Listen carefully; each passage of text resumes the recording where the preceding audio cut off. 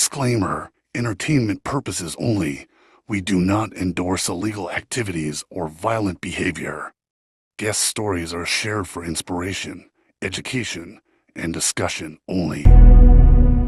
I knew about you, but never would have thought I would have you in the show. Yeah. So it's amazing to have you here. Happy to be here, man. Yeah, Sure. yeah. Thank you. So I want to get into asking you your past life, things that you've been through. But Yeah. before we get into the deep stories, where are you from, and if you're not from here, how'd you get here? I'm from Lansing. You are? Yep, born and raised here. Okay. Went to Gunnisonville on the north side, and then I went to Sheridan Road, and then I went to Otto Middle School, and then I went to Eastern High School, and then graduated in 2003. Nice. So you're north side. Yeah, northeast side. Oh, yeah. Same here. Same here. Nice. And as a kid, how was growing up for you? Like, how was it like living a life? Growing up was good. You know, I mean, I had both my parents in the house. They're still married. You know, big shout out to mom and dad. But it was different. I wasn't really, we was in DeWitt Township. So we was on as north as you can get, but still Lansing schools. Yeah. So the DeWitt kids didn't really accept me. I didn't go to their school. You know, everybody that lived around me though went to DeWitt schools. Well, my parents really couldn't afford to go out that way. So we went to Lansing schools because that was what, you know, there was no schools of choice back then. You know what I'm saying? Like you either had to move there or, you know, now there's schools of choice. And so I went to Lansing schools and, instead of DeWitt schools. So it was like, I'm just glad Lansing people would accept it, right? Because there for a while, they thought I was from DeWitt and then people thought I was better than them or whatever. So, you know, it ended up being good. You know, I got a lot of good friends out of it, but the people from DeWitt never really accepted me though. You know, I was just, because I was always a little hood, you know, I always had a little bit of hood, you know. So what school, you said, what, in fifth grade, what school did you go to? Fifth grade, I went to Sheridan Road. Sheridan Road? Yeah, I went to Gunnisonville Elementary for kindergarten through fourth. And then I went to Sheridan Road for fifth grade. And I went to Otto for, 6th to 8th. How was Otto? You know, I liked Otto, man. You know, I met a lot of dudes I still, you know, hang out with to this day. But that's definitely where I went down to some of the, you know, I definitely learned some criminal ways. And then, they set in stone at Eastern. Yeah. For sure. Yeah. It's funny you say that because I went to Grand River and then I was at Eastern, Pango at Eastern. Yeah. But if you get stuck in that little wave of energy, it can happen. Lansing, it can happen. He's really easy. I mean, I think it can happen anywhere.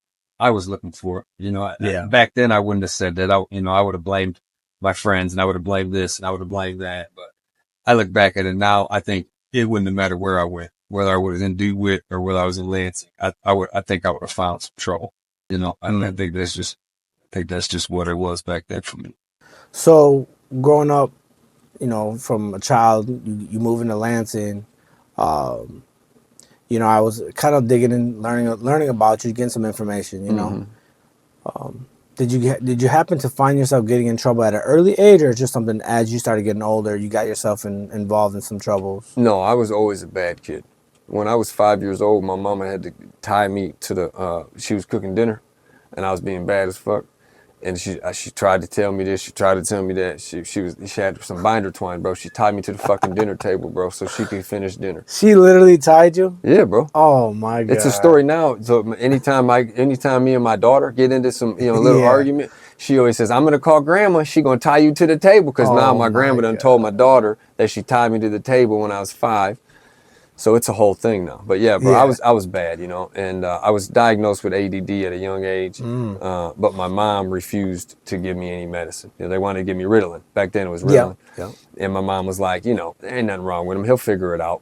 And, you know, lo and behold, you know, here I am. I did figure it out. Right. You know, and I think now I'm glad I know that I kind of had that back in the day, but now I think it helps me, you know, get going and be able to do 3 or 4 things at once, as opposed to maybe my competition can only do 1 or 2 things, you know. Right.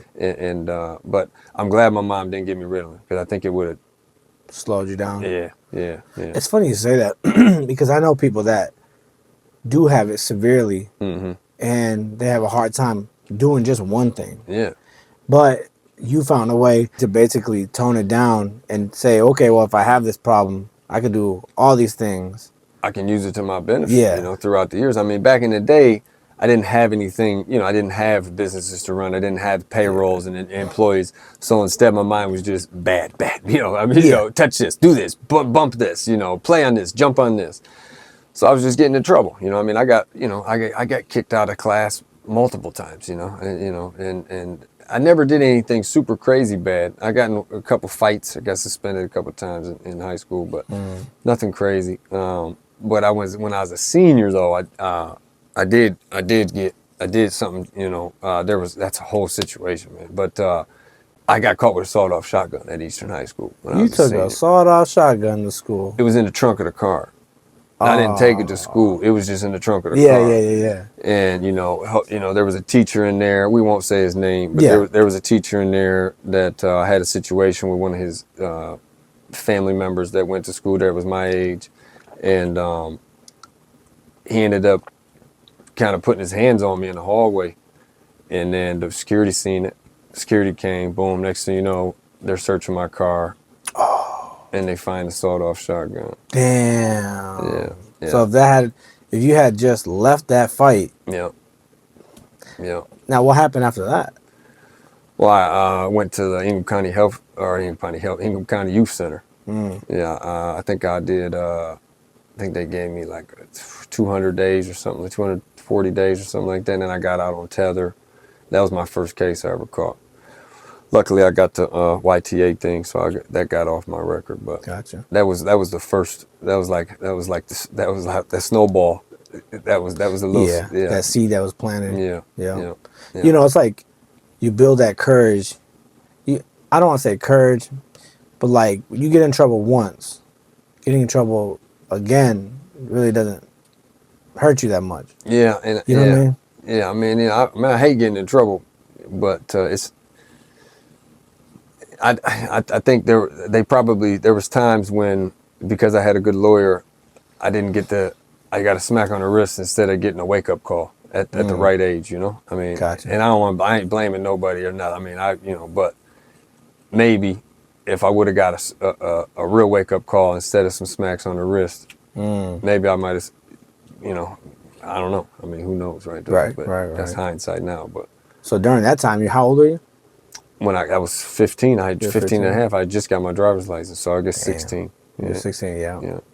Man, that's some bullshit. Yeah, I finished my last year of high school at like I don't know what they call it now, but alternative ed. Yeah. But I ended up I got a real diploma from Eastern High School. My mom fought for that shit. They tried not to give it to me, you know. They said my mom said that they would have let me walk across the stage, but I was like, no, I don't want to walk across the stage. You just was fed up with it? I just wanted my diploma, you know. Yeah. A teacher put his hands on me, and they didn't, you know what I mean, and nothing happened. It was on camera and everything. I mean, he fucking picked me up and slammed me up against the locker, bro. You know what I'm saying? Like, they lucky I didn't sue they fucking ass. Wait, what year did this happen? Shit, 2002, the year before I graduated, 2002. Huh. So what, you just got mad, upset? Y'all got in an argument or what? There was a situation with my girlfriend at the time, with one of his family members that was my age that went to school with us. Gotcha. And he just got out me of being hand. who I am, you know, I said something to the kid, and then he went and told his daddy or uncle or whatever the fuck he was. Yeah. Gotcha. Yeah. Damn. Yeah. So you started off with some bullshit. Yeah. So when did you start finding your way out of it? Because, you know, once you start getting that snowball effect where you start building up problems, you get a habit of doing it. When did you start really wanting to change? I mean, I wanted to change every time I went to jail and got back out. I mean, I had a different mindset, right? But I don't think I really changed until I went to federal prison. You know, I mean, I had a couple more run-ins with the laws between the ages of 16 and 30. Okay. That, you know, Yeah. Let's get into that, if you don't mind. You know, I mean, I was just selling weed, man. I mean, I've been in the weed game since I was 16 years old. I mean, I'm glad I didn't get caught with weed that day. Yeah. But when I got out, you know, I was working. I was a manager at Jiffy Lube, And a guy came in, dude from Detroit came in. He always gets his oil changed there. This day we were short vacuuming guy. Yep. So normally I'm the guy that talks to the customer, you know, sells them services, whatever. But today we didn't have a guy to vacuum. So I was doing my job and I was doing the vacuuming. So bam, I'm starting to do the vacuuming. I go in the back seat to do the vacuuming. And there's some weed on the floor. It smells like weed in the car, you know. And I can't remember what I said, but I said something like it smells good in here or something. And the dude is like, well, you know, get in, you know. And so I did. I got in there real quick in the back seat and we started kicking it. And it was him and his homeboy. I told him I smoked weed. I told him, you know, at this time I hadn't bought any weed to sell. I just bought bags or, you know, took bags maybe from my older brother or something like that. But I thought I could sell it though. And I knew this guy he wasn't selling no bags. He was selling bags. Yeah. So I cut into him, he cut into me. Next thing you know, I wasn't driving at that time for whatever reason, I can't remember. I told him what time I got out of work. Bam, he came up there with a bag of weed for me, gave it to me, drove me to my mom's house and said, you know, hit me up when you got my money. And shit, man, I mean, that's how it started rolling right there. You know, I mean, real quick, because I was the guy that I had a real plug. I didn't have a Mexican brick weed. I had weed from Detroit. Yep. You know what I'm saying? It's different, bro. Yeah, I had brick weed, Yeah. but then I started coming with them popcorn Gans, you know, the mids, you know, and we took over the game. You know, me and the crew took over the game, and we was making a lot of money, and we was moving a lot of things, and you know, there's mishaps, you know, and so you know, we did it real smart. You know, we never kept all eggs in one basket. We always had spots, you know, in safe houses and you know, places, you know, bitches would keep it here or there or whatever. But at the end of the day, loose lips sink shit. Somebody talks, somebody says something to their homeboy. Always. Next thing you know, doors getting kicked in, you lose 5,000. Oh, and somebody called the police. So now somebody got to take that case, you know. Shit like that happens in that game. That's just inevitable. And I hope people learn that, you know, from this interview that, you know, I was making a lot of money. I was making really good decisions. I was moving smart. I was doing this. I was doing that. They still got me, you know. They still got me. They still got some of my people, you know. But I caught my second case when I was, I want to say 18. I had moved out of maybe 17 and a half. I'd moved out of my parents' house and I was living at, it was called Briarcliff. I don't know if it's still called Briarcliff off Jolly. Yeah, I know. I got me a little townhouse right there across the street from that new Coney Island right there. Yeah.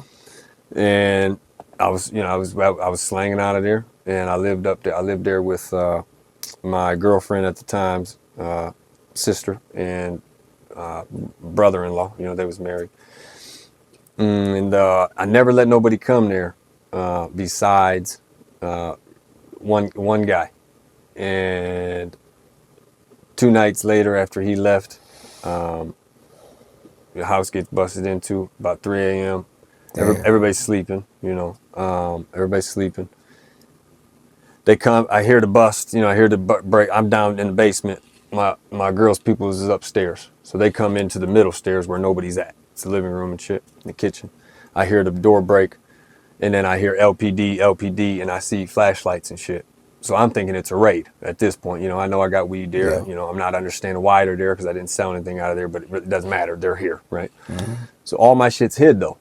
You know, all my shit's hid. Nobody knows where it's at. You know, So boom, I hear them come down the stairs. I see the flashlights. They're still screaming LPD.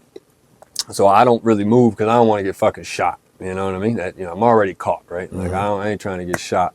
So they come to me. I'm in bed, sleeping, fake sleeping at this point. You know, they come over to me, shine a flashlight in my face. Wham! Still got the scar. That's really all I remember from that. And then when I wake up, you know, obviously I'm blood. I'm just gushing blood. You know, my head's, you know, I got a softball out to here. I don't really understand what's going on, but I knew that somebody had just robbed me. It wasn't the police like I thought it was because I'm not in jail. You know what I'm saying? Like I'm awake, you know, I'm like, okay, you know, so I start understanding what happened, you know? So then I go to my shit, where my shit's at. I won't tell you where it's at because, you know, it's just a good spot. But so I go there and it's still there. Nobody had got my shit. So I go grab a laundry basket, put all my shit in the laundry basket, put some laundry over it. I start running up the stairs. I go out the front door, fucking police. Boom, I got all my shit in my fucking laundry basket, and I got my head's busted, bleeding, and the police is right there. Bam. That's my case. So, because the neighbors had heard the neighbors, what had happened is the neighbors heard the commotion, breaking the door. They called the police. That all happened. They hit me. They hit me more times. They beat the fuck out of me. But I'm lucky to be alive. But I'm lucky they didn't shoot me, or stab me or something. But that's the only one I remember, And what happened is they beat my ass and they fucking made me go unconscious. I couldn't tell them where the dope was at. I probably would have fucking told them if they'd have just fucking let me. You know what I'm saying? But they didn't even give me a chance to. They beat shit on me so bad I couldn't even tell them where it was at. And then they got worried about the police coming, I'm sure. So they were like, oh, we gotta go. So they left. I come to. I leave. I'm trying to leave. I'm trying to get in my car and get the fuck on because I know the police are coming, but they ain't here for some reason yet. So, Yeah. I come out, police were right there. It sounded like they were immature because the way they processed and did everything was backwards, They didn't get nothing out of it. No. That's crazy. Yeah. And then in the end results, after all the bullshit, you end up still going to jail. Yep. Damn. And got my shit fucked up. Oh, man. Yeah. What was going through your mind? Actually, right when you heard LPD, what was going through your mind?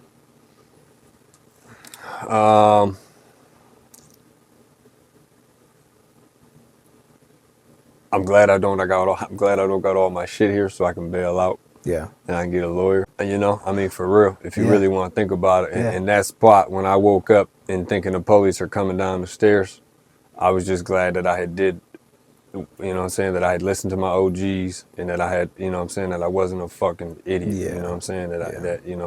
I might have been young, but I knew what the fuck I was doing though. Yeah. And so I was just happy about that, And then when I got my shit busted in, Right. Like I said, I don't remember much after that. I remember finding my shit and thinking, oh wow, they didn't get it. And then thinking I'm about to get out of here, figure this shit out later, but I got to go get this shit out of here. Yeah.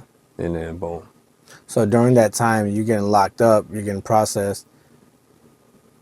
During that, if you don't mind, if you want to talk about it, if you don't want to talk about it, we don't have to. But like, how was it like being locked up? You did how many years?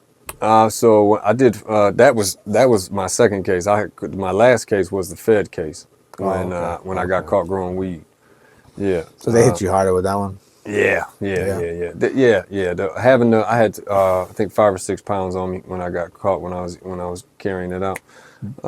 Did that change your mind? Getting locked up, did that make you feel like, okay, this is it, or did none of those times help you not want to go back in? Like, and I was getting so much money, bro. Oh man.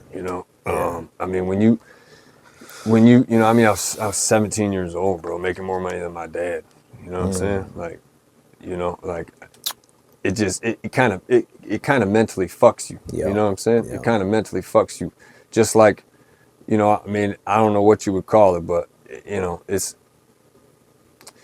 there ain't going back to that, right? Like, Yeah, because you're making a good profit. Yeah, I probably won't make that kind of money ever again. You know what I'm saying? Like, because it was illicit.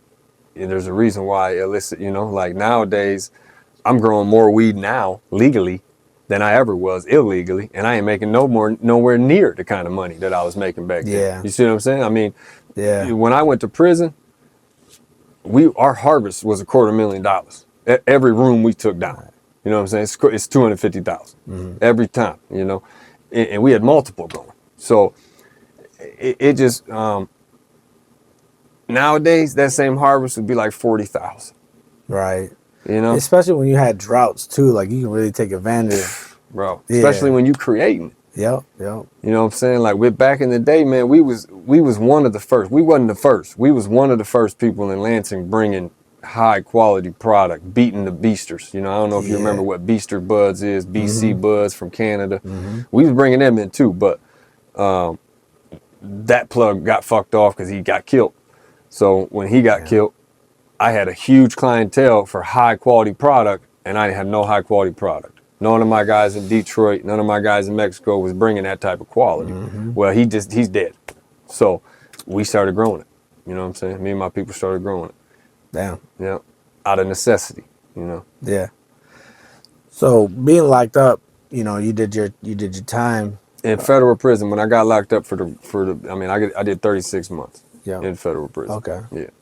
And that was for growing weed. And that last time, the last term you did, that changed me. That changed my mind. Gotcha. That made me want different. That made me not want to come back. That scared me. Yeah. Why so? Because of my kids. Prison's prison, right? Yeah. I mean, Yeah. it don't matter where you go, you're still away from your family. You know, a lot of people ask me, a lot of like buddies of mine that have been to state prison, they'll say, oh, I heard federal prison so much better. I said, well, I didn't get to, you know, call my kids when I wanted to. I didn't get to, you know what I'm saying, you know, take a shit when I wanted to. I didn't, you know, I didn't get away from somebody's fart when they farted next to me. I still had to stand there next to him, just like you had to stand next to your buddy when he took a shit, you know. So prison's prison, right? I mean, it ain't no fun for nobody. Well, you know what I'm saying? There's worse ones and there's better ones, but it's all jail. It's all prison. So I didn't like it, you know, and that was every other time I skated. When you go to jail and you got money and you got lawyers, you get work release. So you're telling me I just got to get a job and I can still sling these bowls? Sweet. Yeah. Got a job. Because I don't burn bridges, you know, like I don't owe nobody nothing. I don't owe nobody no favors. I don't owe nobody no money. I don't owe nobody nothing. Explanations, nothing. I got a lot of motherfuckers that probably owe me though, you know. And so I try not to use it, but I always got motherfuckers that I can get help from, you know. But that's because I don't burn bridges. I don't do people wrong. You know, I got a strong team behind me. You know, motherfuckers, that shit. I got people at the fish fry been working for me for a long time, man. You know, so I ain't no way I could sling that much chicken by myself. Yeah. You know what I'm saying? Ain't no way I could ever even had came up with the idea that you can sling that much chicken without knowing that you got a backbone. You got a fucking squad. You got a bench. You know what I'm saying? That you can pull from, oh, okay, that's an idea. We can do that. That's going to be more customers. I got to pull him in for that. Yeah. If you don't have that, you can have all the good ideas you want, man. You can have all the entrepreneurial skill you want to, but if you ain't got the bench and you ain't got that squad. Let's get into that. So do you think you're developing this business mindset definitely had to come with doing your dealings? I think the business mindset started with when I was real young. I was raised in Lansing, but every weekend and on the summers when I was from 6 to 12, 15 years old, we would go up north to my dairy farm. My grandpa and my grandma owned a dairy farm in Shepherd. So we'd go up there and do real work, you know, as a youngster. And I would watch my uncles, my dad, you know, my brothers, my brother, my older cousins, you know, doing shit that was hard. And then bam, next year, oh fuck, you got to do it too, buddy. You know what I'm saying? Here you go. Here goes the pitchfork, you know, get your ass in there. Not being able to cry, you know, not being able to whine. You know, nobody's going to listen to that shit, you know, because they did it just like you when you was your age. You know, nobody's different, right? I think I learned a lot of just hard work from that. I also, dairy farming's hard. Dairy farming's hard work, you know.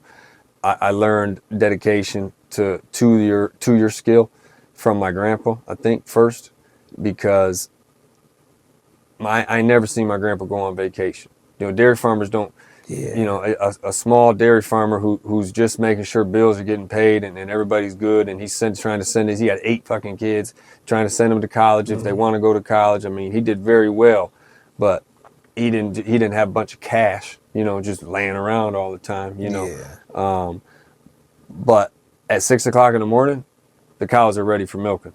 And at 6 o'clock at night, the cows are ready for milking. 365 days a year. It doesn't matter whether your fucking baby mama's mad at you. It doesn't matter whether my grandma didn't cook you breakfast. It doesn't matter whether you woke up and you got a fucking little boo-boo. Your fucking tummy hurts a little bit. It doesn't fucking matter, bro. None of that shit matters. You gotta get to work. I heard my grandpa get up, oh man, plenty of fucking days, bro. But guess what? He was out there, bro. He was out there until he physically couldn't fucking do it. You know what I'm saying? And I watched that shit as a youngster. I heard my parents say, well, we're going on vacation. We're going to take grandma, but you know, grandpa can't come. You don't think about it then.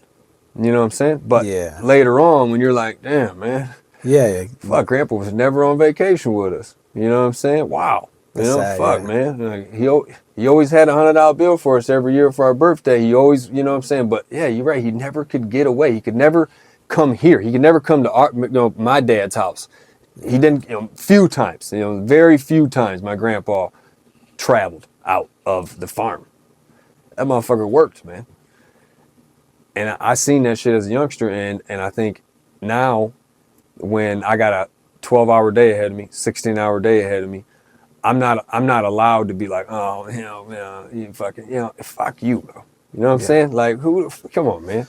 Yeah. Check your last name, bro. You know what I mean? Like, you better do what the fuck you got to do today. You got that list of shit, you better get it done. You gotta hold know yourself what I'm saying? accountable. And I think my grandpa and my dad helped instill that to me in a young age. That's nice. But I think the business mindset of it came from being who I was, moving, the amount of product I was moving, working with my individuals, having to front things out, having to remember those books, having to check on all those things, keep tallies on them.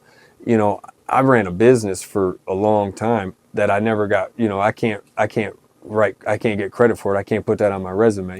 Yeah. So, you know, I get out of prison. It's not like I can be like, well, I had 26 employees and we ran this type of money every month and we did this and we were logistically running things from this state to that state, you know. You know what I mean? And so, but I think that's where I got my business mentality from. And I went to prison. I didn't want to get out and get back into what I had been doing. I had been doing it too long. You know, too many people know what's going on. Loose lips sink ships, man. You know, and so we just we came up with a plan. You know, me, my family, you know, my people out here. We came up with a plan to do something different. Luckily, we had a property in the family, which is now the Eastside Fish Fry. That we had some really strong partners and family members that we've been knowing. You probably know him. Shout out to Eddie Zaney if he's listening or if he'll hear this. If you've ever heard that name, yeah, Eddie Zaney's the man. The whole Zaney family. Let me ask you though. So, did you ever thought you'd be doing a fish? No. You know, like no. So how did that even come to surface? Because the building had a restaurant like shell in it. Got you. And so before I got out of prison, the Zanies started building out and designing the Eastside Fish Fry. Gotcha. We was on phone calls back and forth from federal prison, talking about things. My people out here was handling some money and making sure the bills and the contractors were getting paid, so that the day I walked out of prison, it was already run. It was already, now it was losing money. You know, I mean, it had just started like 60 or 90 days before I got out. We had opened. But when I got out, you know, that's where we turned it up. You know, we advertised, we got EBT going. You know, we really turned it up. I do remember when it wasn't a fish fry. Dollar store. Yep. And once you came in, it took a little while, but once it took off, man, your business, it's everywhere. Everybody knows it. For sure. Everybody knows it. Yeah, it's I wear the shirt with pride, but you know, I go a lot of places with my kids and my family, and just traveling and errands and business errands, and people ask me all the time, you know, you work there, you know, and some people recognize me that, you know, say, oh, you own the place. It's always nice to get that feedback from the community and know that, you know, we're doing the right things. You know, we got a lot of people behind us. Right. Yeah. I think you did the right thing though by getting the community involved. Like when I think Eastside Fish Fry, I think Eastside. I think the community. I mean, you did a good job with that because that's exactly what I think. When I buy food or if I buy food, I know what it's going to. Yeah. You know what I mean? Like you know, there's some companies that don't look like that. Yeah, that's right. And then no one wants to put into it. You know what I mean? Yeah. Don't want to invest into it or whatever. So you did a good job with that, I'll have to say. Appreciate it. Thank you. Yeah. Thank you. So let me ask you this question. This is gonna be a little off, but I need to know who created cracked chicken? Who created the seasoning? How did that even come to surface? Because that was my number one thing. Like I used to buy the little packets when I used to sell the powder, like the little packets. I remember when you were doing that, and we still sell it. We still you can buy it. So I can't take credit for the cracked chicken. That would be unfair and not right. Gotcha. I got to give the credit that I would give. I'm sure there was somebody else somewhere else in the world, but the credit in Lansing has to go to the spot on MLK. One of my competitors, one of my direct competitors, Wally Wayne, very good guy, hard competitor, hard worker. Shout out Wally Wayne. Yeah, shout out. He gives me drive because I know he's working hard right now. I know he's trying to figure out that next deal, trying to figure out that better price on chicken, trying to figure out that because he's a good businessman. It makes sure that I better keep my shit tight too. You know what I'm saying? And I appreciate that. Good competition is good. It's good to have some competition. So, he's the one that brought it to Lansing. Gotcha. He's the one, and he did that before I went to prison. I used to eat chicken like that before I went to. I don't think it was called that yet. Before I left, and then when I got back, it kind of had that name, and there was nobody competing with him. He was crushing it. And he still is. But I think he sold that spot now. Since then, he sold that spot on MLK, and now he's up on Saginaw. Yeah, I know what you're talking about. Yeah, that's crazy. Yeah, because I mean, I throw that shit on everything, macaroni and cheese. Yeah, no, everything. Yeah, I like it on popcorn. Yeah, damn, popcorn. I haven't tried on popcorn. Yeah. So let's. So okay, you got your business, you got everything rolling. When did you really know that this was gonna? Because I know you have to. Because I like to always explain to everybody, just starting a business isn't fun. No, it's a lot of work. Yeah, sucks. So this goes into mental health.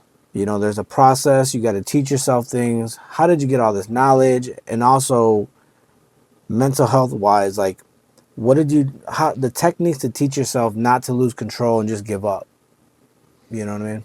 Well, I mean, I do lose control, right? I mean, still not. I'm a human, right? I mean, I lose control sometimes. I've learned that if you lose control, you got to do it. At this point in my life, you got to do that in silence. People don't need to see that side of you. They need to see they need to see me as a strong leader. I am who I am, right? Like whether I want to be a leader today or not, it doesn't fucking matter. You know what I'm saying? I got people behind me that believe in me, and I need to show them that they got a fucking reason to believe in me, and that's a lot of fucking pressure to bear as an entrepreneur, and some entrepreneurs don't give a fuck. And I think, that you lose yourself when you get that big and you're like, I don't give a fuck what they think about me. I don't care whether they get, this or that taken care of. It doesn't matter. I'm still making money. I know people like that. I've seen people like that. I don't ever want to get there. I don't. If that's the top, I don't need to be there. You know what I'm saying? I like celebrating the little wins, but I still lose it. I just lose it in private if I do. If I go to the bathroom and I'll fucking just look in the mirror sometimes and talk to myself. Self-talk is important. I can talk myself off a ledge of a bad idea or a bad this or a bad that if I just do some self-talk, and there's certain questions that everybody's questions are going to be different. You got to learn that throughout time, but we talked about it a little earlier. You can't have any negative self-talk. No. If you're talking to yourself at all, if you're saying anything inside your head, it cannot be anything negative. Because if you can imagine your girlfriend or your mama or your daddy saying something negative to you, that sucks. And that you feel that. Mm-hmm. You might not understand it and feel it when you say it to yourself, but your body does, though. You know what I'm saying? Yep. Your body does and your mind does. And that hits even harder. Your dad says something to you, you're going to feel it in your gut. You say something to yourself, you might not feel it in your gut. A week later, though, you're going to feel it in your gut. You're not going to know where it came from. Mm-hmm. And I think I don't like getting hit in my gut. Anybody, no more than anybody else does, mm-hmm. But I know that there's times when I wake up and there's nothing I can do about it. I lost $1,000. You know, Yeah. I lost $600. You know, I get a call from my employee. Hey, this happened overnight. This broke. This shattered. This is, this fryer's leaking. You know, somebody left out a case of chicken wings. I mean, you know, you name it, shit's happened. You know, Yeah. how does a guy wake up and he did everything right? He went to bed early. He woke up early. He sent his kid to school on time. And he looks at his phone, and the first 3 messages is, this person's not going to be to work on time, so I got to go open the store now. You lost $650 because of this.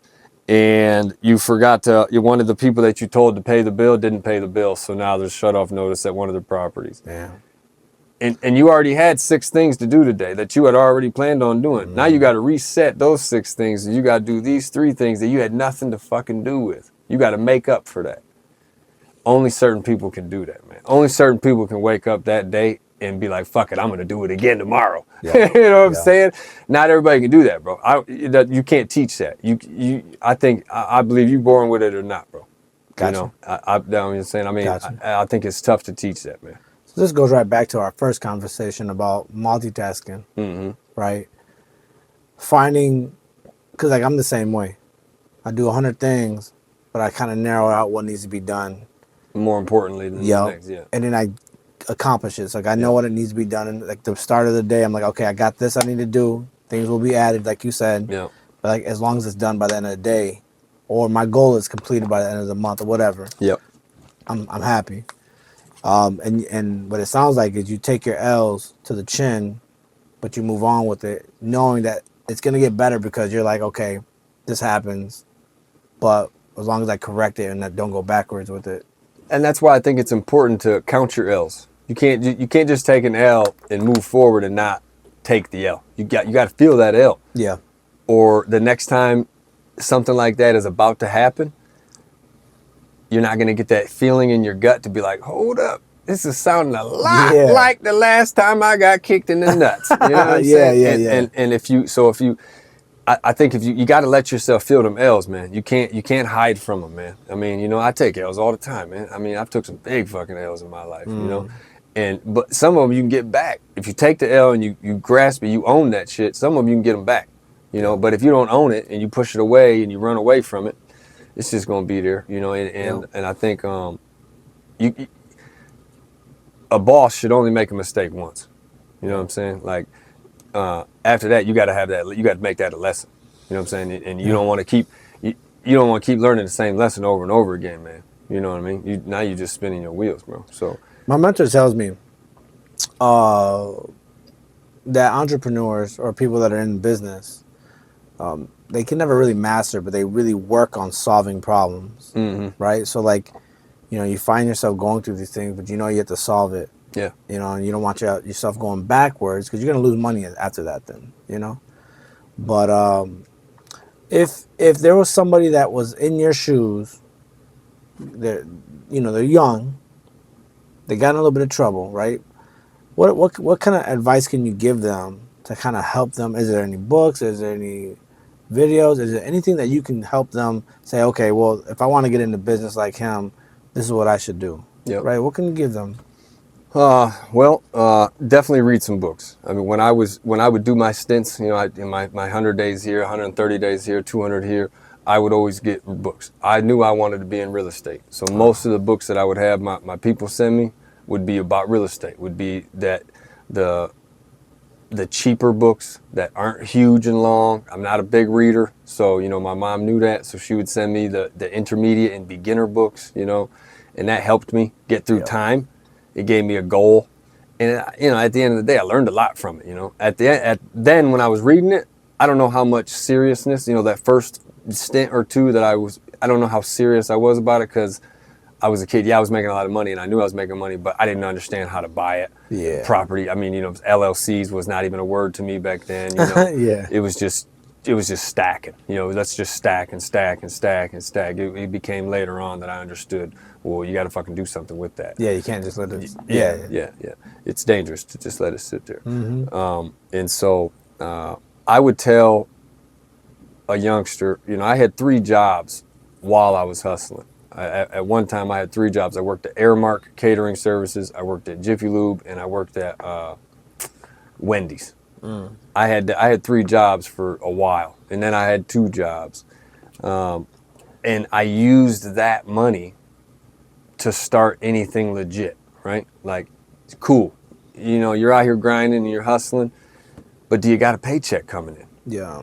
You know, I always had a paycheck coming in. So when a property came up, I could go to the bank and I could say, hey, I got a little bit of money in the bank. I got a paycheck coming in. I work here. I want to buy this property. And that's how it happened. They didn't need to know that I never cashed my checks because I didn't need to. I just deposited them. That's their job to look. They didn't look into it. So Yeah. fuck Yeah. it. Yeah. Yeah. You know, but I would say the youngsters, work hard to get your initial investment, whether it be you want to invest in a property, whether it be you want to invest in a few vacuums to start a vacuuming business, whether you want to start getting a couple lawnmowers to start here, start there. You can't do it without no money. You know what I'm saying? I mean, my daddy didn't have no money. He didn't, you know, my daddy didn't throw me no loan or nothing like that, you know. He ain't got it like that. So he was there supporting me. He was always there supporting me. You know, any idea I had, he would support me. If I needed a ride here, he'd give me a ride there, you know. Nice. Without Papa, man, I don't know where the fuck I'd be, man. You know, treat your family right. No matter what, I would tell a youngin' to treat your family right. Not just family, though. Treat the people that treat you right, treat them right, too. Yeah. You know, because a lot of people, as you grow and as you get bigger, even if you get smaller, or even if you decline, you're gonna see a lot of people that was cool as fuck with you, and now they not so cool with you because you're not giving them. So say you grow, you're not giving them enough money. So bam, now you know you a piece of shit, or bam, you decline. They said they'd always be there for you, but damn, you can only pay them this much money because you ain't got no fucking money. They gone. Yeah. You know, It's like the people that stay there, you got to treat them right, man. You know, I tell my kids all the time, if you love somebody, they should know it every day. You know what I'm saying? Every fucking day they should know it. They shouldn't have to guess, you know? And so as a youngster, I would say work hard legally. nice. If you got to hustle, you hustle. Do it smart. Do it safe. I would rather have people start, a business. There's so many things that you can do nowadays. There's crazy, no excuse to get into the bullshit that I was getting into. You know what I'm saying? Like, there's just no reason for it, you know? And nowadays, there's so much more to lose with the type of shit that's out there. We didn't have fentanyl out there. You know, I mean, if it was out there, I didn't know about it when I was selling. You know, I knew about everything else, but you know, that shit's killing people. Yeah, that's just wild. You know, that shit's killing people real bad. And you know, stay away from that shit. I would say there's free classes.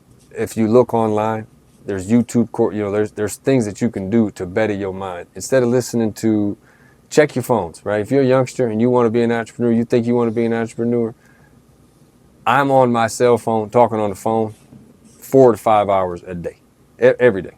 I get cell phone elbow. I'm on my fucking phone so much, you know? And find out how much time they are on their TikTok and all of that. Add it up, divide it in half, and start spending half of that time bettering yourself somehow. Whether it be reading a fucking book, whether it's getting on YouTube, learning from, you know, watching podcasts like this, whether it's, you know, you want to be a chef, look up famous chefs, look up what they're doing. You know, listen to how they talk, listen to what they're immerse yourself in the craft that you want to be in. And don't ever let nobody tell you that you can't do something. I know that's cliche, but motherfuckers tell me I can't do shit all the fucking time. You hear from the closest people around you. Oh man, yeah. And sometimes they don't say it clear. They don't say, you can't do that.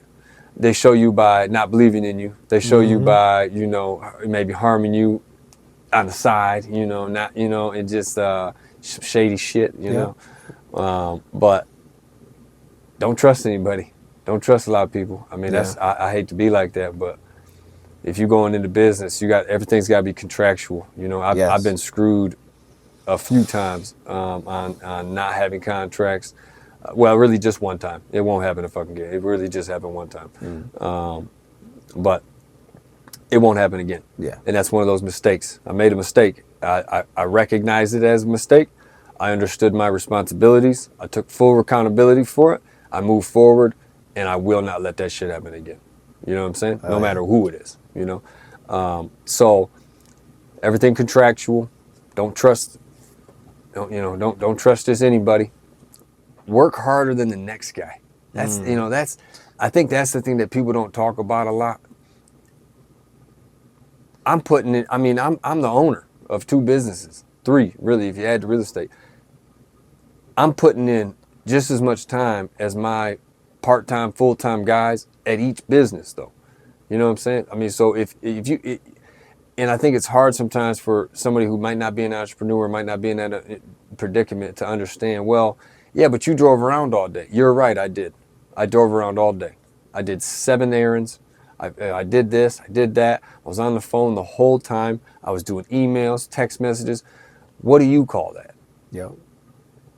There's stress there, you know. There's negotiating there. Got a lot of pressure, you know. on you. You know what I'm saying? Like there's so many things there, and there's money at stake. Like every phone call I take, it's my fucking money that I'm playing with. I make a wrong call, a wrong decision. I don't get to call Barry and say, "Hey, dude, we need another $1,000." You know what I'm saying? I don't have a Barry, bro. You know, and so it's stressful, and I don't think, you know, youngsters that get into it, they got to understand that shit's gonna happen. You're gonna have downs and you're gonna have ups. When you have the downs, you gotta hold it.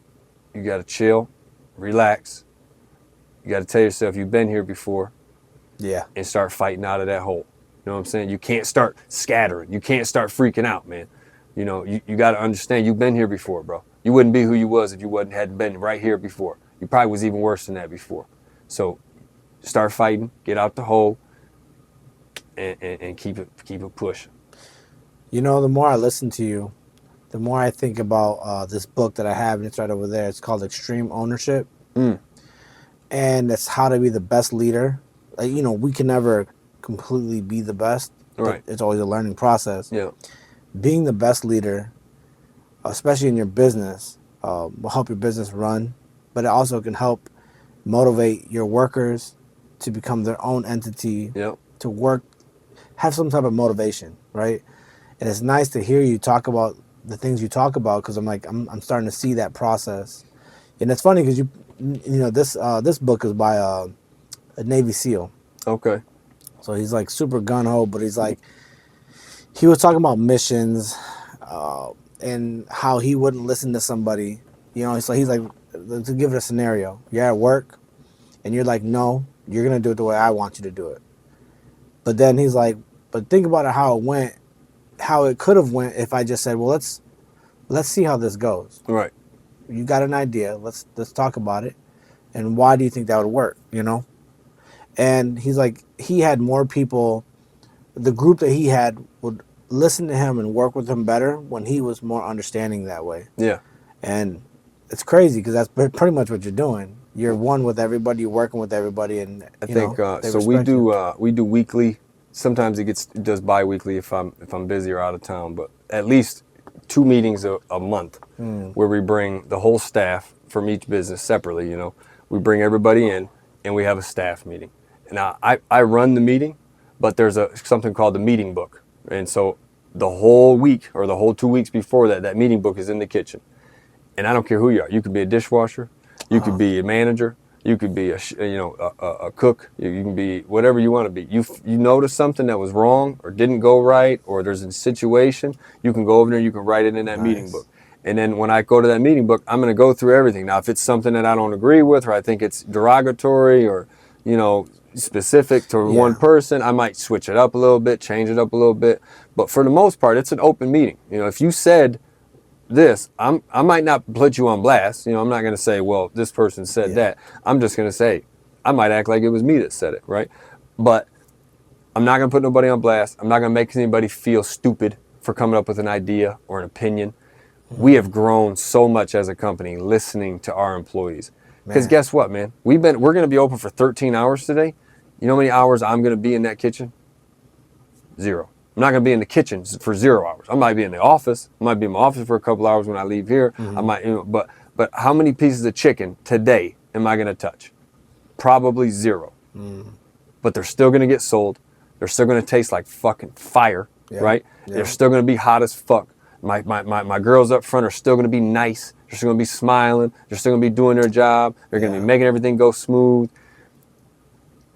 I can't stress it enough. Couldn't be doing this. I couldn't be here without the team, without the squad. Man, oh yeah. You know, and that's why I listen to them. If I go through my menu, dude, right now, and now I came up with a lot of the menu items and prices and all of that, but I could go through everything. I could say, oh, that was brought up, that was, a ex-employee, he doesn't work for me no more, or whatever. He's the one that told me to bring that kind of fish in, and we're killing it now. Nice. Or, I remember when this person said to get burgers. Fuck, we sell 30 burgers a day now. And not everything was my idea. It might have been my application. Yeah. I might have made it happen. But if I wasn't listening to those people, if I didn't listen to you, then this guy over here with the $1 million idea ain't even gonna have the fucking nutsack to say something to me, because I made you feel stupid and I made you feel stupid. So now nobody's gonna come at me. The guys that spend 42 hours a week there, 37 hours a week there, they're not gonna say shit to me no more because I was rude to this fucking guy. It's stupid. Yeah. Stupid. Stupid, man. Absolutely stupid. I like that idea with the book.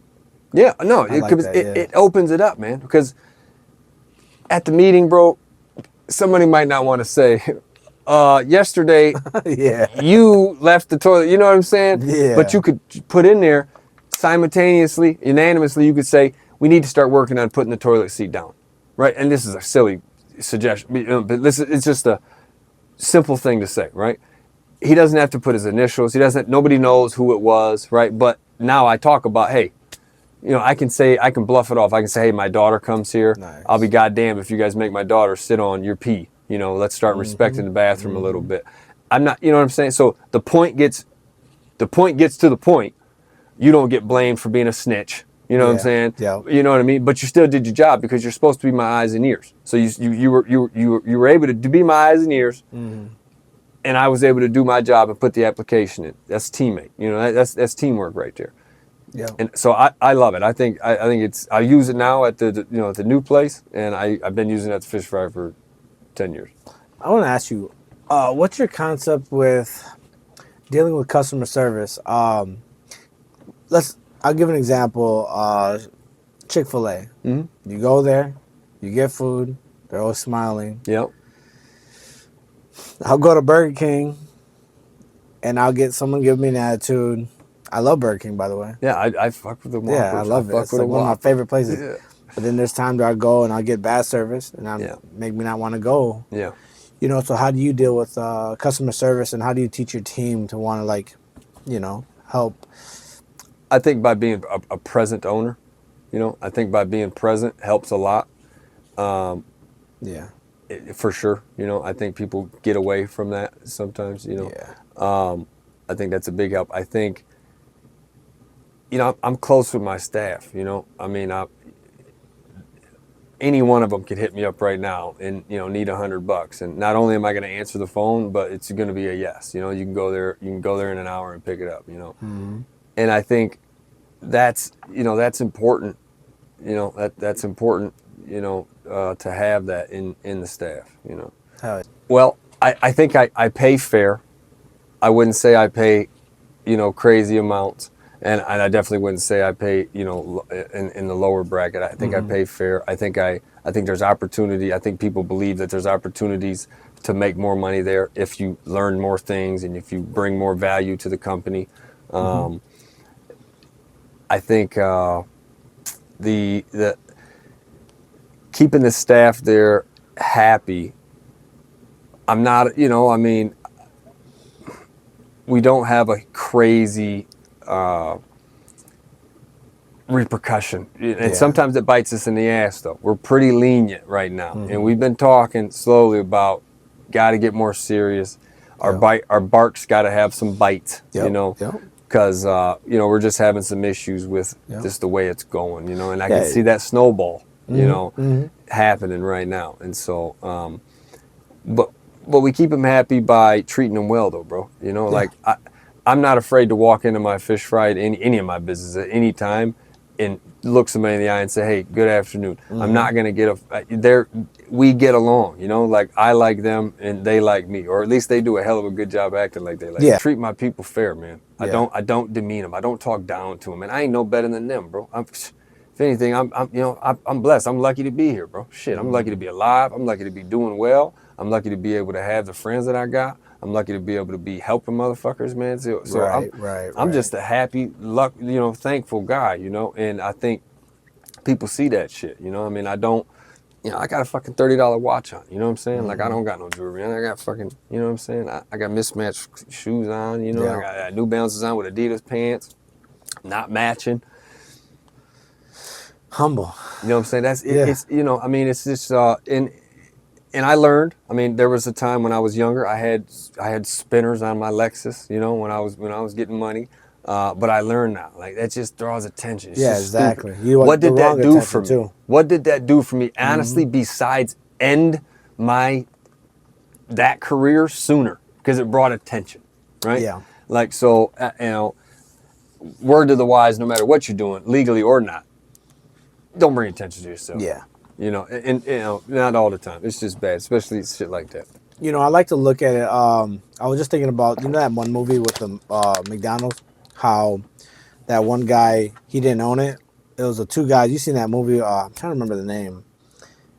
This guy was selling these machines, and the two owners of McDonald's, he was trying to sell some type of ice cream machine to them. Okay. You know, I don't know if you've seen that movie. I think I have seen it. I don't remember what it's called, though. I can't remember the name of it, but eventually he ends up taking McDonald's over.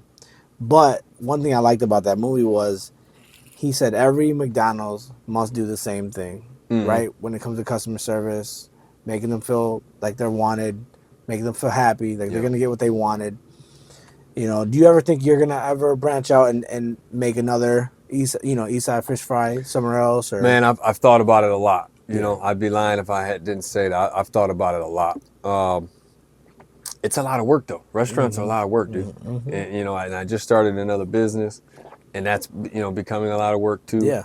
I love the fish fry. I love the restaurant. But there's cons to it too. Yeah.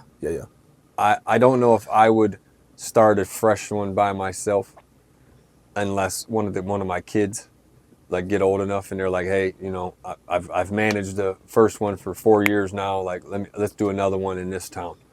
I might do that, right? I might also do it if I met somebody who wanted to put some skin in the game, you know, like, you know, somebody who really wanted to put some skin in the game, you know, meaning not just cash. They'd have to have some cash too, but like, are you going to work 60 hours a week starting tomorrow? You know what I'm saying? Because that's what it's going to take. You're going to be working 60 to 80 hours a week for 6 to 12 months. And then you're going to taper to 40 to 50. Then you're going to taper to 20 to 30. Then you're going to taper to 10 to 20. And you're going to stay right there, you know? Nice. And if I don't believe somebody's going to do that, it'd be stupid for me to do it. Because then next thing you know, because I'm not going to fail. Yeah. You know what I'm saying? I'm not going to fail. If I, 16-hour days, 18-hour days, 3 weeks here traveling to run this store, then I got to come back. I don't give a fuck. If I did it, I'm not going to fail. So I'm not going to do something that I'm not 100% confident or that I can't have a backbone and say, hey, dude, you got $250 into this too, buddy. Yep. You know what I mean? Yep. You said you was going to show up. So if not, the contract says I'm taking your shit. I'm going to keep all your money. And I'm going to keep my Eastside Fish Fry number 2 too. So. Yep. That's a good plan. You know what I'm saying? But I don't want to go there. I'd rather just, I hope, there's been a lot of people that have talked about it. Yeah. A lot of people have came in there, left their number, sent me emails. We want to do this. We want to do that. Like a franchise or something? Franchise. Yep. When I start spitting real numbers about how much it's really going to cost and what we really need to have and what we really need to do, I tend to not get responses. So, Gotcha. You know what I mean? And that's cool. But I'm not going to beat around the bush and play the game of, oh, man, it sounds so good. My town needs one. You're right, it does. But somebody's got to have close to $500,000 to get it rocking. Yeah. You know what I'm saying? Because I'm not going to do it again. I'm not going to do it. Took me 2.5 years to be profitable at Eastside Fish Fry number 1. I'm not going to do it like that. I learned a lot. I learned a lot from those 2.5 years of sitting there playing PlayStation, not knowing whether I was going to fucking have no fucking money for my bills. You know what I'm saying? I learned a lot from those fucking 2 years. You know what I'm saying? And I will not forget it, you know? And so, if I did another one, we would do it differently. and we would grow, hopefully, faster than we did the first one. But it's going to take time. It's going to take time. It's going to take me sending Dino, YNS, probably to that store, whichever one we open, for 90 days, 60 days, 6 months, something to get that ball rolling. Like you said about that other store, Eastside Fish Fry Way. Yep. I should be able to come here in 45 days, and the menu should look the same. The food should taste the same. Yeah. The wait time should be about the same. The staff members should be saying the same things. You know what I'm saying? The color should be the same. The coupons should be the same. The image and You know what I mean? everything, It should be the same. I should be damn near walking into my same Lansing store, right? Yeah. And I just don't know if I know somebody yet that A, has the money. That's the first thing. But B, the gumption. The when it gets down to it, and all your perfect employees that you just hired that were so awesome didn't show up today, are you going to tell your kids that you can't do this because you got to run the chicken store? Because if you're not going to do that, if you're not ready for that yet, and you want to throw $250,000 at it, you're not my guy. Yep. You know what I'm saying? You're not that guy. You know what I'm saying? And that's just the way it is. People, I think I could do it for cheaper. You probably could. There's a lot of chicken shacks out here that sell lots of chicken. But if you're going to do an East Side fish fry, we're going to do it this way. Yeah. We're going to do that shit right. Or we're just going to keep killing it with that one. Let's do something fun real quick. Let's do some shout outs for your workers. Yeah. So you got YNS. YNS Solo, been with me for about 11 years. Yeah. I got to get him back on the show, by the way. I feel so bad. Yeah. Because it was like 3 times. I had some errors. His show should have been already posted a long time ago. So I got to get him back out here. But, man, good dude. Yeah, solid cat for sure. Yeah, I've known him a long time. My guy, Randy Campbell. Shout out, Randy. Yeah, shout out, Randy. James Hall, been with me for about 10 years. Shout out. You said, what's his name? James Hall. James Hall. Yeah. Okay, shout out. Man, I got Tierra Carter. She's a beast. She's been with me for about 9 years. She's my upfront assistant manager. She's the one that everybody, comes to see because she's always smiling. She's always happy, and she can be in a really terrible mood outside of work, but when she comes into work, she turns that on, and I can't thank her enough. And I know, so she's definitely a big shout out to her right now. We have Dino, we've got Quincy, we've got Dylan. Man, okay. Dylan Sherville, been with me for a long time. I got 22 employees. Jeez. I got 22 employees right now, and I don't want to leave nobody out, but so many. No, I mean, and some of them ain't there no more. I got some guys that ain't with me no more. That my nephew, he's with me. Jarrell Myer, he's a fucking beast. He just started working at both places now, so he'll be going back and forth helping me manage both places. I hear some longevity. That's sweet. You got people staying there more than 9 years. Yeah, that's good news. At a quick serve restaurant, I think that speaks volumes for just the type of atmosphere and environment we got there. It gets tough. It's a kitchen. There's arguments and there's fights and there's craziness that happens, but we fight through it for the most part. Nice. Yeah. I want to talk about your other business. So you just opened up another business. That's cannabis, right? Yeah. Let's talk about that. That just started. So we opened. We got our license about a year ago, but we had to grow the product first. That's how the license was. So we got our license, but we couldn't open it until we had product to sell. So we started growing the product. That license allowed us to grow 150 plants in the building and sell it out of the front door retail. So we got a dispensary and a grow in the same building, nice. Which was dope, But there was a ceiling, 150 plants. That's it. You can only sell what you grow. That's the deal. Oh, okay. And so we were going to do it. We were going to crush it. But while we were opening, before we opened, there became a bigger license available. So it was 300 plants, and we're available now to buy anything that we want. We can buy edibles from people, we can buy carts from people, disposables, anything that anybody else would ever want, we can buy it too. And we have the best weed in town for the best prices. For sure, 100%. Wow. I'll put my shit up against anybody's. Wow. Yeah, for sure. No. And our test results are real. Nice. Test results are real. Yeah. Nice. Yeah, I love what I see already. I seen what you posted. Yeah. Man, it looks beautiful. Yeah, Looks no, nice. it's fire. It's Yeah. fucking fire for sure. So we're a micro dispensary. So we got that. We opened up for about 9 weeks. But in that 9 weeks, we started working on that bigger license. You know, we started doing the inspections, setting everything up for that, blah, blah, blah, dealing with the state and the city. And we got that figured out and got our license, got our bigger license. Well, we had grown about 100 pounds of weed in that time frame. So when we filled out our application, we told them we wanted to transfer the license to a new license with existing inventory. So all the weed plants we had already in there, which was 150 plants already in there, and close to 100 pounds of weed ready to sell. We want to transfer all those and transfer the license. We had 20 to 30 emails from these people with all that information on there, approving everything. Next step, next step, next step, next step. Well, we get to the last fucking step where they sent us step by step for the next things to transfer the license.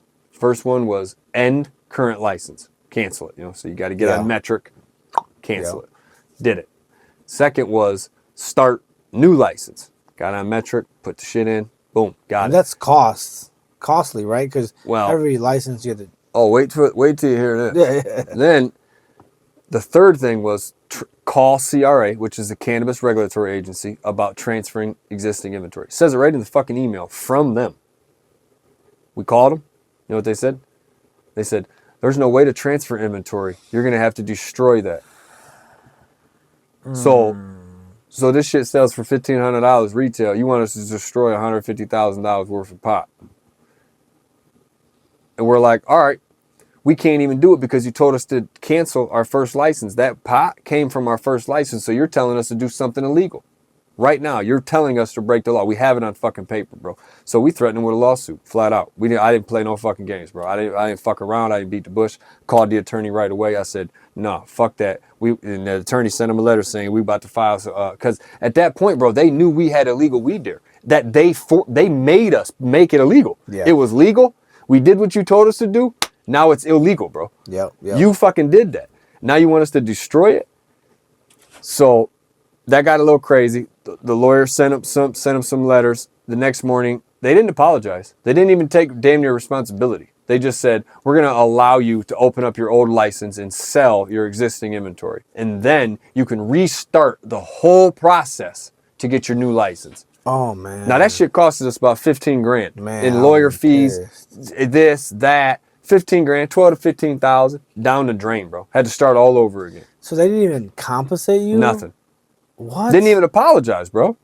There's not even an email saying, hey, we're sorry.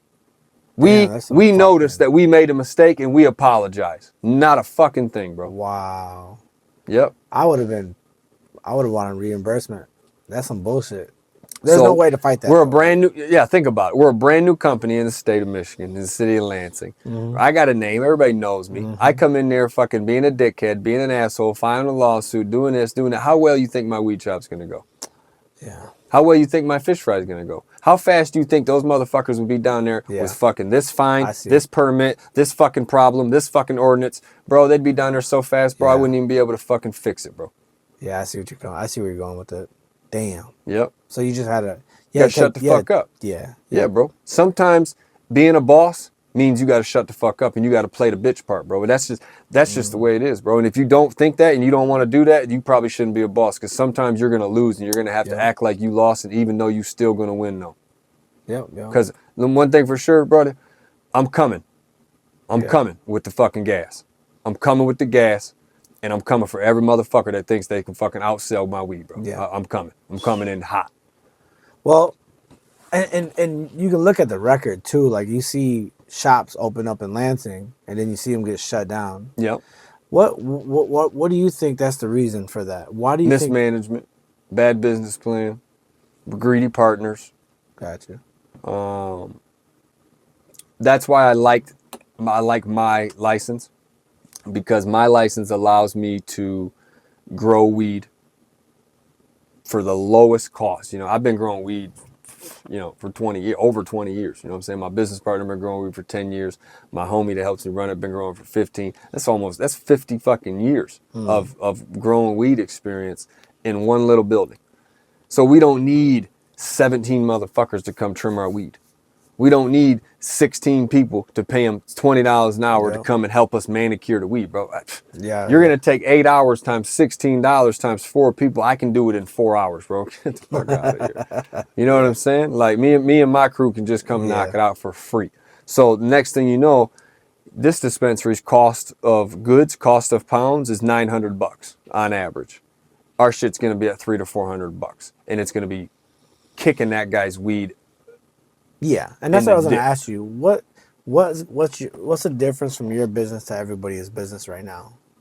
I grow the weed. Me and my people got hands on. We put the fucking gloves on and we touch the weed. We work the weed, and I've been doing it for 20 years, and I ain't been doing this shit, you know, legally. I've been doing it black market grows, bro. I make that weed fire no matter what. I don't give a fuck what room it's in. Tent, basement, warehouse, bedroom. I did it all.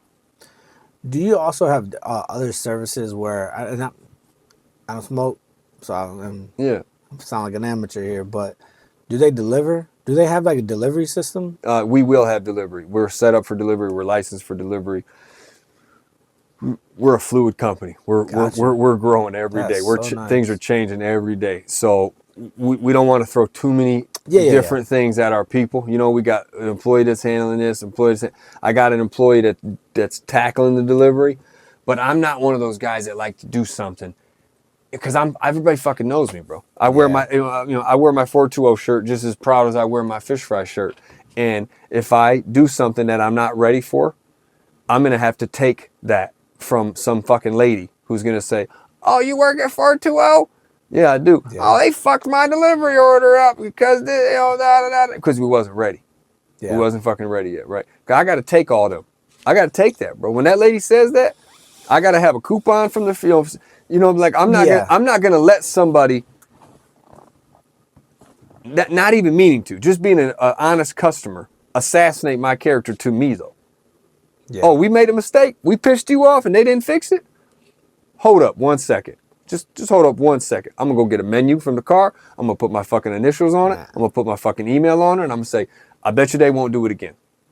You know what I'm saying? You hit me up. You tell me when you're gonna be there. This is my direct email, and I promise you, they won't do that again. Whatever pissed you off won't happen again. Man, that's special. And that's real though. That's real. You know what I'm saying? A lot of business. I mean, I'm getting money, man. I don't have to do that shit at this point, but I do though. I do. Henry does. Yeah. You know what I'm saying? Any businessman wouldn't have to do that. He could just say, "Oh, sorry about that," and then leave the Myers parking lot and leave. But if you tell me that in the grocery aisle, I'm gonna do whatever I can to make sure you can. If you really want me to fix it, if that's what you want, if you're serious and you want me to fix it, I'm gonna stand behind my shit. You know what I'm saying? Yeah. The chicken didn't taste good. Something was wrong, because my chicken tastes good. You know what I'm saying? I know my chicken tastes good. Yeah. So just hold up a second. Let me get another piece of chicken in your mouth because that shit wasn't right. That one wasn't right. Sounds like that one wasn't right. That's nice because you don't hear much people doing that and going out their way to do that, especially for their owner. Because they don't really believe in their services though, or their product, right? Like I really believe in my chicken. Like I'm gonna bring my chicken to any chicken party. I'm gonna bring my customer service people, my tiaras. I'm gonna bring them to any customer service competition, and she gonna crush it. Do y'all do any like chicken sandwiches there? Yeah, we do a grilled chicken sandwich, a chicken breast sandwich. We do a fried chicken breast sandwich, and we got the Audie. My daughter's name is Adriana, so her nickname is Audie, and she loves she used to love the Arby's. We used to have to go to Arby's every fucking night after gymnastics to get the chicken sandwich dipped in hot sauce, the buffalo sauce. Yep. And I was like, I can fucking make this, baby. Like we're going, you know what? We're not going to Arby's tonight. We're going to go to the fish fry and I'm going to have them make you something. Okay. So we go there. No, Arby's ain't seen no money since. Oh man. And now it's the Audi. You know what I'm saying? You know what I mean? Now it's the Audi because shit, that's, again, I listen to my people, right? Like, that's so nice. Yeah.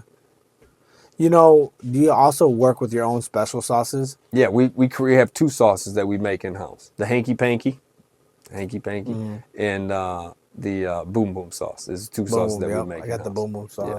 Hanky panky's kind of new. It's Probably 60 days old. We just started making it. It's fucking good. I'll have to check it out. Yeah, it's good. Yeah, normally when I order through DoorDash. They'll go pick it up. Yep. I used to go pick it up. You should be able to ask. You should. I think Hanky Panky's on there. If it's not, write it in their special comments. Gotcha. Put like a different sauce. Like if Hanky Panky on there, I'll fix it if it's not. But put like ranch, and then in the special comments say I don't really want ranch. I want the Hanky Panky, and they'll hook you. Gotcha. But no. But speaking about credit and speaking about listening as a business owner, as an entrepreneur, listening to your people, I didn't create the Hanky Panky sauce. Oh wow! Now I helped, right? Obviously I paid for the R&D. You know what I'm saying? I paid for the guys to sit there and fucking scientific it, and taste it. I tasted probably 13 different sauces, throughout a week or two time period. But we got that fucker right though. You know what I'm saying? We got that motherfucker right though, and now that bitch is good. It's a good sauce, And so we talk about it as fish fry. Business has to be a full circle. Mm-hmm. If somebody comes in and they get a chicken wing meal, and Tierra was super nice, smiling, he loved it. It was great. Phone call was great. When he walked in, order was done. It was hot. Food was fucking fantastic. He gets home though, he eats it, and man, it tastes great. It's hot. Man, wow. 6 hours later, he's allergic to shrimp. And guess what? The fucking dishwasher who washed the dish that his chicken was stored in before it was cooked didn't wash the dishes enough. Right? So that 5-star review that he posted that night that said, man, the girl at the front counter was smiling, the building smelled good, the exterior of the building looked good, it was plenty lit up. I mean, beautiful review. Yeah. Gets all fucked up By, because it's not a full circle. yeah. It's not a full circle, right? And the same thing can go. Dishwasher scrubbed the dish.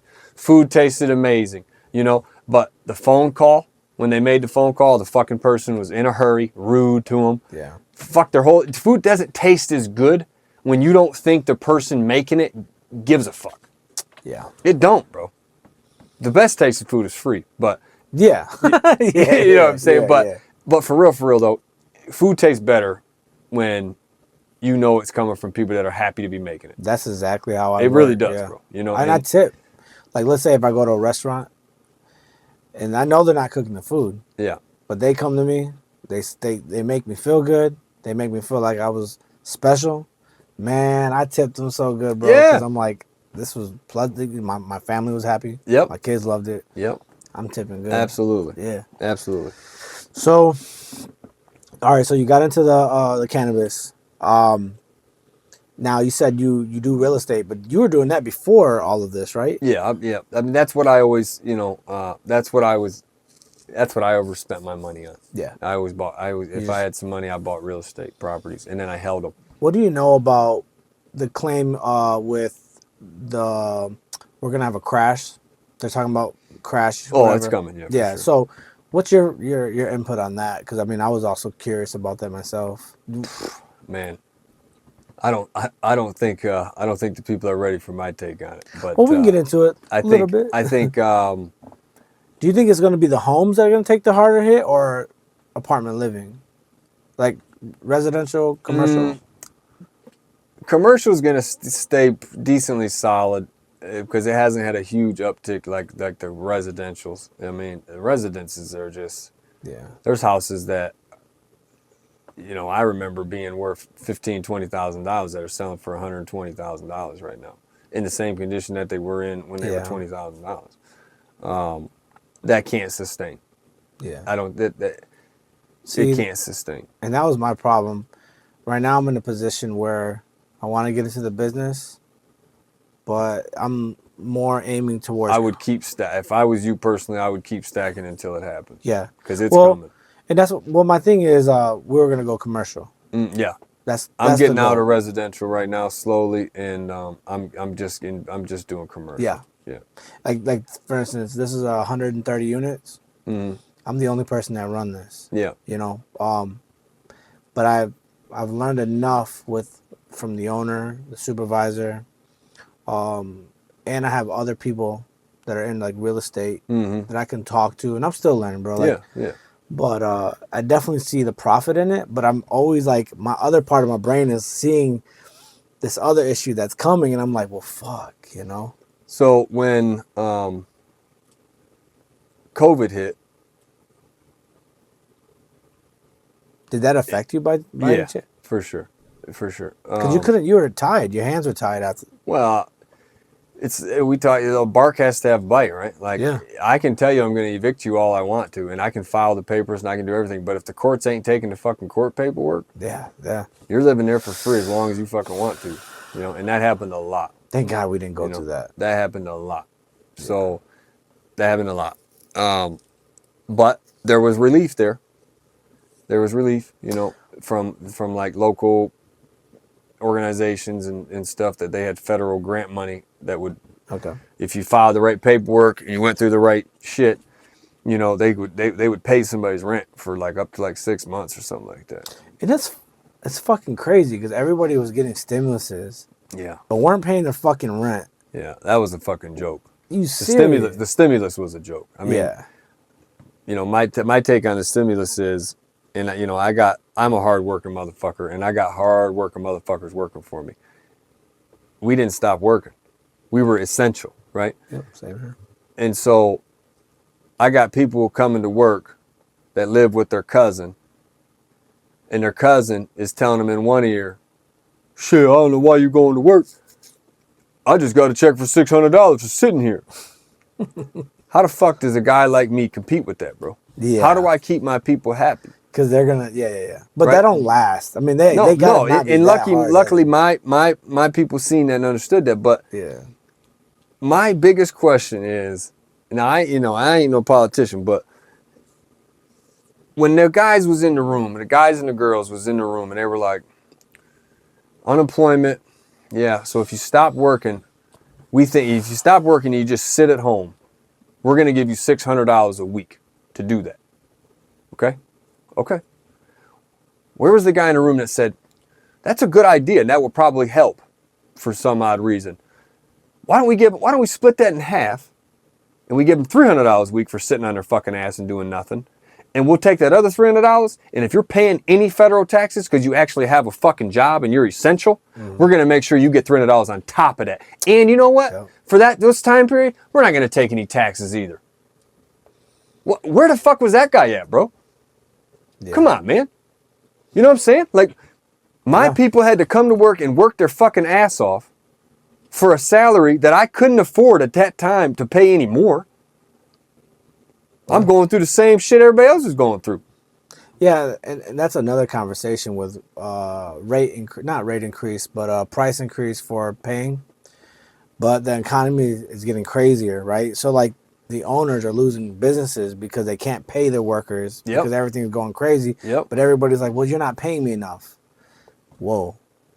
It's a conundrum. Man. No, it is. Like, I've seen so many stores get shut down because of that. Yeah, it's a fucking conundrum. So the fact that you fucking stayed open, I never closed not one day. Man. during COVID. Not one day. that's amazing, bro. They wasn't gonna close me down. I'm not one of them type of guys. Nope.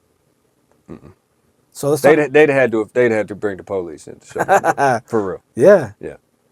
Well, you know, the people that had stayed, they've learned a lot. They learned a lesson, right? So definitely, you know, I was talking to another friend of mine in Florida, and he's like, the businesses that stayed open for sure, they're gonna stay open for longer, you know, because they got the shit. Community together. remembered that, bro. Yeah. Yep. When COVID was hitting and grocery stores was out of groceries and you needed something to fucking eat, you gonna remember that you went to Red Lobster and they was closed. You went here and they was closed. They were closed. Because they was corporate. Corporate said, oh, we're going to take that PPP money. Y'all motherfuckers can go home and collect that unemployment. Did they force you to lock the doors and not let people in? Or how did that work? Because I know there were stores not letting people in. And I think even Olympic Broil, which the reason why I don't go is because I can't go in. So what's the point? Yeah, no, I don't go to Olympic Broil as much as I use. And I love Olympic Broil. I love Olympic Broil. Because I like going in. I like sitting down and going inside and eating. Down too, I don't like sitting in my car and eating. I don't like this. Yeah. But what was we saying right before that? We was talking about and I got a little sidetracked. My damn self. We was talking about. We talking about COVID.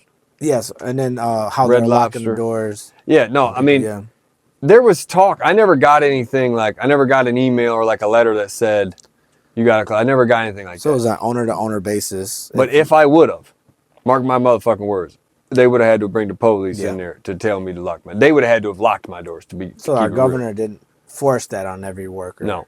Gotcha. Yeah, because we fell into that essential because we were food, you know. So they said we could stay. You know, we never had any buck. Nobody ever told us we had. The restaurants that closed, they closed on their own. Nobody told them to close. They closed because it was easy. They took the easy way out. Yeah. If you ask me. Yeah. I mean, I know this is probably gonna be off the topic, but what do you think Walgreens is closing for? The whole Walgreens is closing? Yeah, they all closed. They're all closing. Did they? I don't know if you heard about it. No, I didn't. I've been staying up on that, and I've seen every Walgreens is closing. I don't know if they sold. The Rite Aid right up by your house is closing, too. Yep, every single one. Even the one over here. They're all well, closing. I mean, I never went to Walgreens or Rite Aid. Yeah, they're always expensive as shit. Yeah, like, I mean, maybe they were, I don't know, maybe they were good at some point in time when everybody had money. But, like, right now, when motherfuckers is watching every dollar and they're seeing that, you know, this bottle of, you know, soda, or soda's probably the same price, but this candy is $4.59, and at a damn liquor store there's $3.59. You know, like, oh, dude, why would you go there? I mean, I never went to Rite Aid for anything besides pharmacy. It was too expensive. I mean, granted, Myers is still expensive. I could spend $200, right, on maybe 3 bags. In one bag, I'm already like $150. Yeah. And I'm like, dude, we're done. We're not coming here. And I almost stopped going to Myers at a point. Because, you know, I'm always trying to budget everything, you know. We'll go to Walmart. But then we go, oh, okay, we buy from all these. Now we're buying from Myers. Or I just go to Costco and just do a bulk order of meat because it makes more sense to cut it up, freeze it up, whatever. Yep. Man, I will say COVID did teach a lot of people shit. And then there's a lot of people that didn't learn shit. I learned a lot. I mean, the fish fry learned a lot because we learned how to keep cleaner. We learned how to disinfect more. You know, we learned how to sanitize better. Plus, yeah. You know, I think we were already a pretty clean fish fry as compared to some others that I've been into. But that helped us like understand the importance of certain things and understanding how germs spread, you know, and stuff like that. And then we don't do curbside as much anymore, but we learned curbside, you know, like that. We had a whole system down for it, you know. My guys and gals learned on the run. I mean, we learned on the run, and it was nice to see them changing things up, getting back to me, switching up policies, learning like that every day was something different. Oh, well, they say you got to have a mask on. Oh, they're not letting any more than 6 people in. Oh, yeah. That mask thing was nuts. There was just so many things, dude. And but my guys and gals, they crushed it though. Nice. Yeah. I want to bring a couple things before we end up the podcast.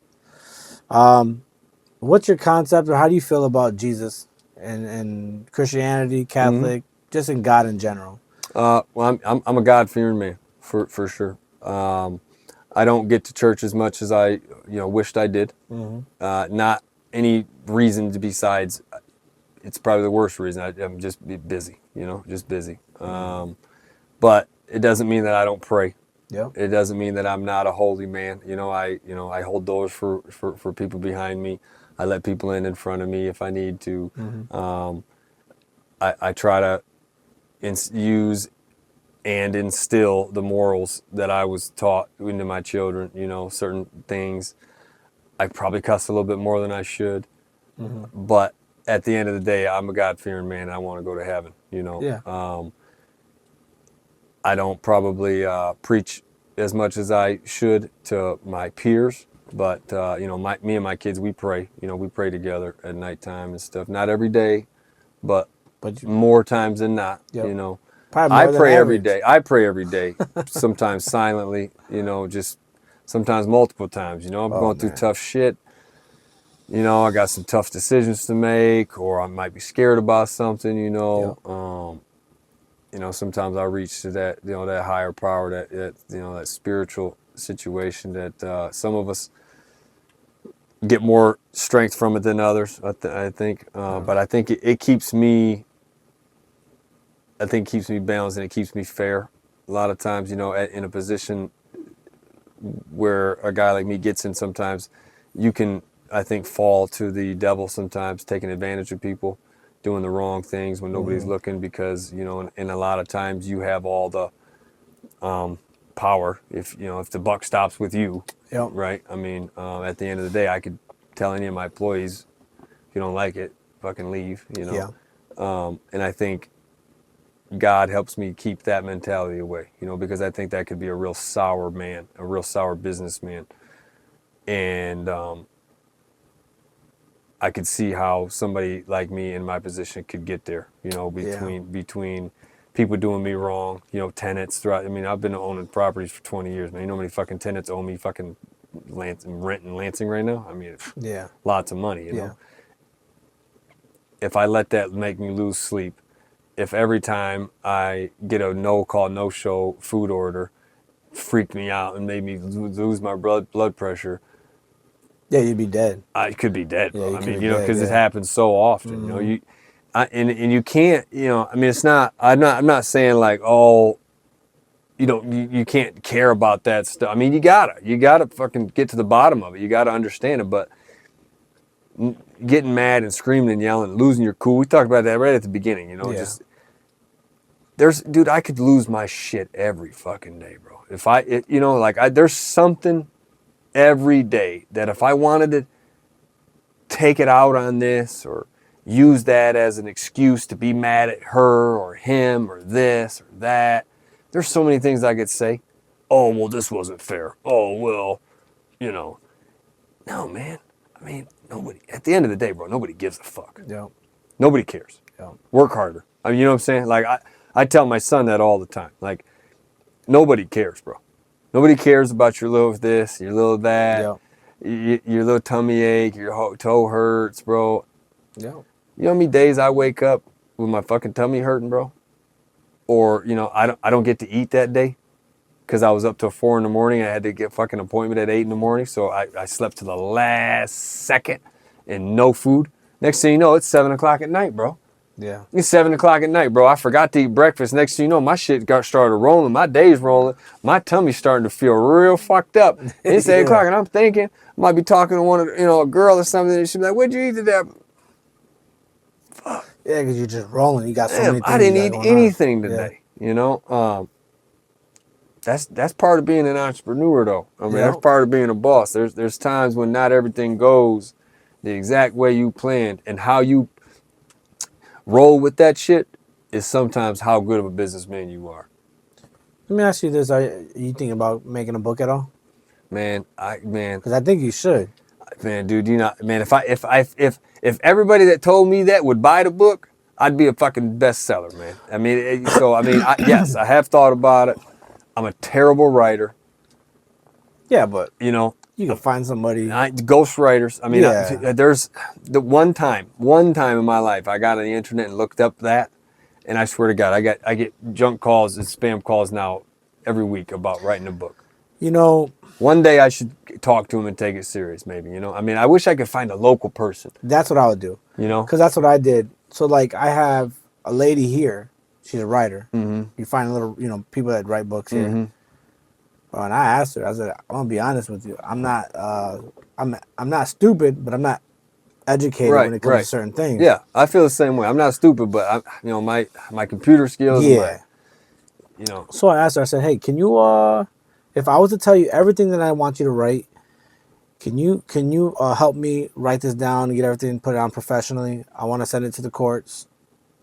Bro, I'm so thankful I did that, because after she did everything, she corrected it, put it in the way it needed to be. Yeah. I sent it to them, matter of seconds. And this is where I try to tell people, because they're like, your appearance, how you talk, what you do.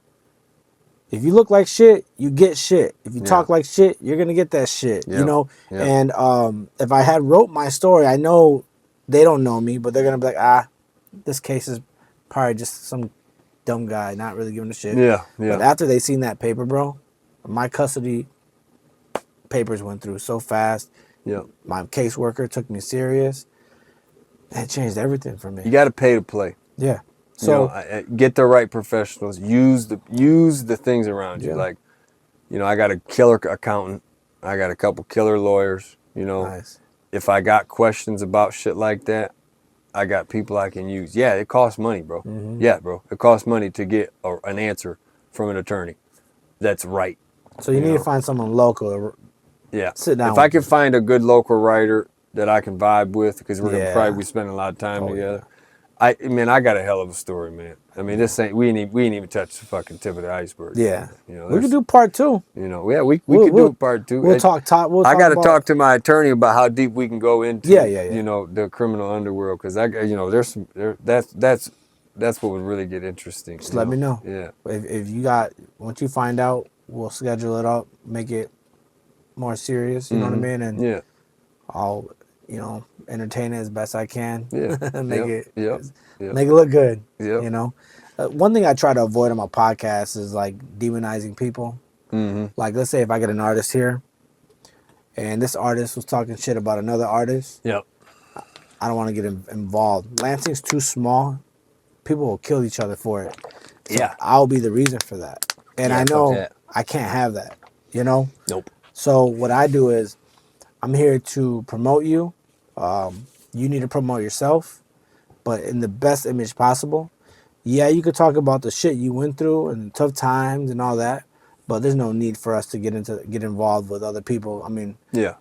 for all I know, I'll have people hate me over certain things that we talked about. Yep. And even when it comes like gangs, They will do that too. and what's the point? I'll walk away from it. I don't really like talking about anybody bad behind their back. I mean, if I got something bad to say, I should say it to your face, or I should not say it at all. You know what I mean? We'll eventually meet. Yeah. For sure. Well, so how can everybody find you? Well, a few ways. If you want to get a hold of me directly, if it's about marijuana, you can hit me at Henry at 420.com. That's FORTUO.com. Henry at FORTUO.com. And that's anything marijuana related, job, if you got questions about anything I can help with, just email me. And then Fish Fry, if you got questions about a restaurant or anything else, we got eastsidefishfry at gmail.com. Eastsidefishfry at gmail.com. Yeah. And then my restaurant is located at 2417 East Kalamazoo Street, right by the Breslin Center, right on the east side of Lansing, on Kalamazoo Street. Phone number is 517-993-5988. You can call and get prices. You can get anything you want, but I have a website too, eastsidefishfry.com. Nice website, very easy to manage through, easy to navigate through. And then back to the marijuana. If you we're on near the corner of MLK and Jolly. There's that brand new liquor store across the street from Deja Vu, about the back door of Deja Vu, and then there's a Solden's food pet store right there, pet store supply, liquor store, and then us, and that's 4924 South MLK Junior Boulevard, and we're open from 9 to 9:45 every day. Gotcha. Got Facebook as well, right? Yeah. Facebook is Eastside Fish Fry, and then 420 Premium Cannabis, 420 Lansing. Nice. We got Instagram too, same thing, Eastside Fish Fry, 420. 420 is spelled FORTUO. We got gas, man. We got gas. We got good shit coming, and we got $10 apes. So nice. it's very fair prices. Nice. We got carts. For $10, we got $3 gummies. What we're trying to do is we're coming at the guys that the bigger guys here that they don't understand. We got a business plan, and our business plan is to take customers from them. Yeah, I do like edibles. Yeah. $3. We got $3 gummies. The choice ones, they're $5 everywhere else. We got $3 choice gummies, which is unheard of. We've got some nerd ropes there. Oh, nice. We got the different kinds. We got chocolates too. We got 3 different kinds of chocolates: cookies and cream, mint chocolate, caramel chocolate. We got edibles that are made out of hash rosin, which is just people say they're just a little bit cleaner, better, whatever. We got a few of those, and then we got dab, we got concentrates, everything, man, everything. Man, I'll tell you a quick story before we end. I remember, you know, I don't buy much edibles. Yeah. But I met a lady who, she's an attorney. No, not an attorney. She's an accountant for another place, for another marijuana spot. I think up north. Met her, did some work, and she's like, "Here, I got some chocolates. If you want, I'll give you some chocolate, but don't eat the whole damn chocolate. A little tiny little piece of chocolate." I'm looking at it like, come on, this little ass piece. She said, just break it in little pieces. All right, so I'm looking at it. I'm like, I feel like taking it right now. I fucking take that piece of chocolate, bro. I was so gone, and I remember I had to work. I had to work in the unit, and I'm scraping the tub. I'm like, fuck. This shit kicked in. And then I remember the resident comes walking in, and he's behind me. And I'm a little paranoid a little bit, because I don't really, like, when it comes to, like, high dosage, I don't fuck with that. I just, like, I want a little hit, relax, chill. Man, I was so paranoid. I asked the dude, I was like, man, can you please move away from me, bro? I was like, I couldn't have him around me. Oh, my God. Man, that shit hit me so fucking hard. So now I just try to make sure, like, I don't go for, like, big hits. Right, Just a little piece. Right. It's nice if the edibles at our store, you can look on the back and it has like dosing charts. Yeah, It'll show you like, Gotcha. how if you want 5 milligrams or 10 milligrams or 20, it'll kind of show you how to do that. Well, shit. Man, thank you for coming on the Open Mind Podcast, man. bro. Had a blast, Appreciate man. it. Thanks. Yeah. Part 2, we got to make it happen. Yeah. Talk to your attorney. I'm down. Yeah, I want will. some good ass stories. Yeah, we got some good stories, man. All right, everybody. I love y'all. Thank y'all for being on the show. Thank you. All right, we're out of here.